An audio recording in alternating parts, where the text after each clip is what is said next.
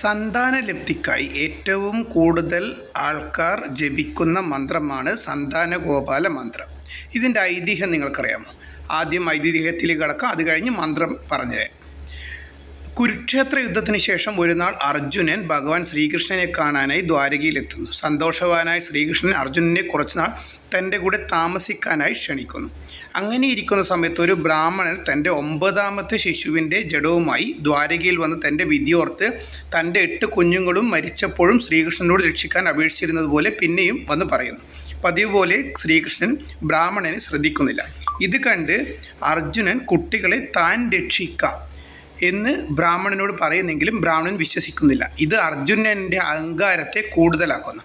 പുത്രനെ രക്ഷിച്ചില്ലെങ്കിൽ താൻ തീയിൽ ചാടി മരിക്കും എന്നുകൂടി ബ്രാഹ്മണന് അർജുനൻ ഉറപ്പ് കൊടുക്കുന്നു. 10ാമത്തെ കുഞ്ഞിൻ്റെ പ്രസവത്തിന് അർജുനന് ചെന്ന് കാലൻ വരുന്നതും കാത്തിരിക്കുന്നു. പക്ഷേ പിറന്ന കുട്ടി പെട്ടെന്ന് അപ്രത്യക്ഷമാകുന്നു.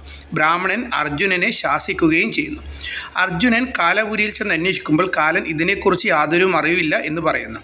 അർജുനൻ പിന്നീട് 3 ലോകങ്ങളിലും അന്വേഷിക്കുന്നു. നിരാശനായി അവസാനം തീയിൽ ചാടാൻ പോകുന്ന അർജുനനെ ശ്രീകൃഷ്ണൻ തടയുന്നു. കൃഷ്ണൻ അർജുനനെയും കൊണ്ട് വൈകുണ്ഠത്തിലേക്ക്, വിഷ്ണു ലോകത്തേക്ക് പുറപ്പെടുന്നു. അവിടെ വെച്ച് 10 കുട്ടികളും വൈകുണ്ഠത്തിൽ കളിക്കുന്നത് കാണുന്നു. വിഷ്ണു കുട്ടികളെ കൃഷ്ണാർജുനന്മാരുടെ കൂടെ അയക്കുന്നു. കുട്ടികളെ അർജുനൻ ബ്രാഹ്മണർക്ക് തിരികെയും നൽകുന്നു. മഹാവിഷ്ണു തൻ്റേതായ അവതാരമായ ശ്രീകൃഷ്ണനെയും വംശാവതാരമായ അർജുനനെയും ഒന്നിച്ചു കാണുക എന്ന അപൂർവ വിധിക്ക് വേണ്ടി സൃഷ്ടിക്കപ്പെട്ട ഒരു മുഹൂർത്തമായിരുന്നു ഇതെന്ന് മനസ്സിലാക്കാം.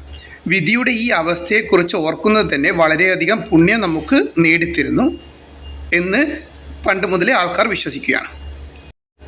ഇനി മന്ത്രത്തിലേക്ക് കിടക്കാം. ദേവകീസുത ഗോവിന്ദ വാസുദേവോ ജഗത്പദേ ദേഹിമേ തനയം കൃഷ്ണ ത്വാമഹം ശരണം ഗത. ദേവകീസുത ഗോവിന്ദ വാസുദേവ ജഗത്പദേ ദേഹിമേ തനയം കൃഷ്ണ ത്വാമഹം ശരണം ഗത. സന്താനലബ്ധിക്ക് ഈ മന്ത്രം 108 തവണ ഉച്ചരിച്ചു കഴിഞ്ഞാൽ നല്ലതായിരിക്കും.